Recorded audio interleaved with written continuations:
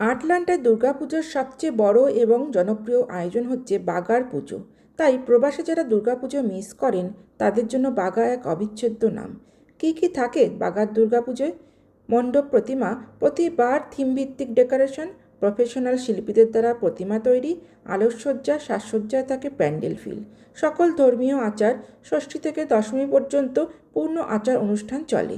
এখানে সন্ধি পুজো, অঞ্জলি, ধনুচি নাচ, সিঁদুর খেলা সবই থাকে।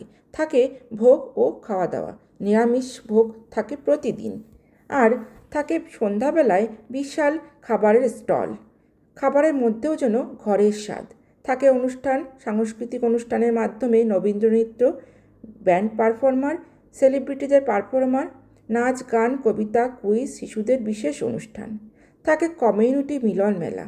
আটলান্টা ও পার্শ্ববর্তী শহর থেকে হাজার হাজার বাঙালি উপস্থিতি এখানে দেখা যায়। নতুন প্রজন্মের সঙ্গে বাংলা সংস্কৃতির সংযোগ। থাকে নেটওয়ার্কিং ও নতুন বন্ধু তৈরি করার দারুণ সুযোগ।